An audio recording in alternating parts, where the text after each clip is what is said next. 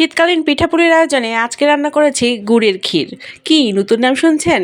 আসলে কিন্তু এটা নতুন না। গ্রামের দিকে যখন খেজুরের রস পাওয়া যায়, ঠিক সেই সময়ে হাঁড়ি ভর্তি খেজুরের রস ভালোভাবে জাল করে তাতে নতুন ধানের চাল দিয়ে রান্না করা হয় এই ক্ষীর। আর ক্ষীর যখন প্রায় প্রস্তুত হয়ে যায় তখন সামান্য নারিকেল কোড়ানো দিয়ে নামিয়ে নেওয়া হয় এবং এই ক্ষীরটা কিন্তু খেতে খুবই মজাদার হয়।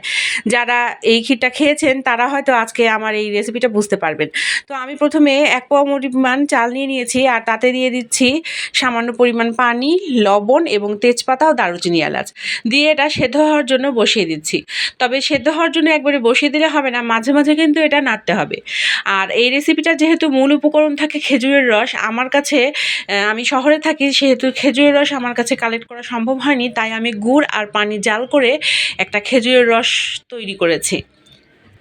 এটাকে গুড়ের শিরাই আমি বলতে পারি। তো গুড়ের শিরাটা খুব ভালোভাবে জাল করে নিব। এজন্য আমি ১ কাপ পরিমাণ পানি এবং সাথে ১ বাটি পরিমাণ গুড় দিয়ে খুব ভালোভাবে জাল করে নিচ্ছি। আমি যেহেতু ১ পোয়া পরিমাণ চাল নিয়েছি তার সাথে আমি পরিমাপ করেছি ১ বাটি পরিমাণ গুড় লাগবে। আপনারা যদি চাল কম বা বেশি করেন সেক্ষেত্রে মিষ্টিটা কতটুকু লাগবে আপনারা ঠিক করে নেবেন। তো এক্ষেত্রে সবচেয়ে ইম্পর্টেন্ট কিন্তু চুলার জালটা। খুব ভালোভাবে জাল করে নিলেই এই গুড়ের পায়েসটা খেতে খুব মজা লাগে।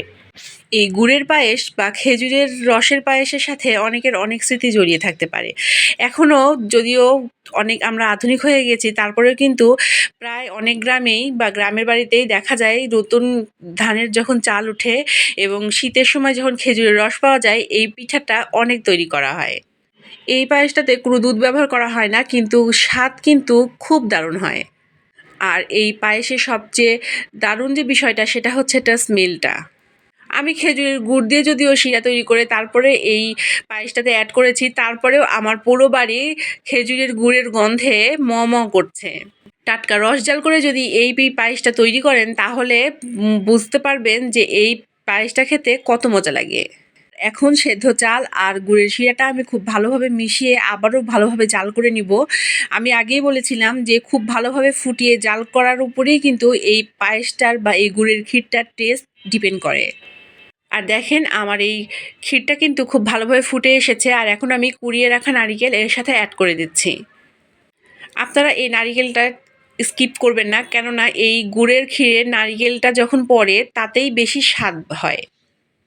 এখন আমি আরও কিছুক্ষণ এটা খুব ভালোভাবে বলক দিয়ে নিব আর আমি একটু নেড়ে চেড়ে দিচ্ছি যাতে আবার তলাটা লেগে না যায়, কারণ কোনো খাবারে যদি তলা লেগে যায় বা পুড়ে যায় তাহলে কিন্তু খাবারের স্বাদটা নষ্ট হয়ে যায়। আর দেখেন এখন আমি একটা প্লেটে বেড়ে নিয়েছি আর একটু গার্নিশ করে দিচ্ছি গুড়ের ক্ষীরের উপরে কুড়িয়ে রাখা নারিকেল দিয়েই একটু সাজিয়ে দিচ্ছি। খাবার ঠিকঠাক মতো রান্না হওয়া যেরকম গুরুত্বপূর্ণ, খাবারটা খুব সুন্দরভাবে পরিবেশন করাও কিন্তু অনেকখানি গুরুত্বপূর্ণ। পরিবেশনের কারণেই অনেক সময় খাওয়ার রুচি ও আগ্রহ বেড়ে যায়। গ্রাম বাংলার প্রাচীন এই রেসিপি গুড়ের ক্ষীরের রেসিপিটা আপনাদের কেমন লাগলো আমাকে কমেন্টে জানাবেন। আর কে কে এই রেসিপিটা খেয়েছেন তাও আমাকে কমেন্টে জানাবেন। সবাই ভালো থাকবেন, সুস্থ থাকবেন, সবার শুভকামনা করে আজকের ভিডিওটি আমি এখানেই শেষ করছি। আসসালামু আলাইকুম।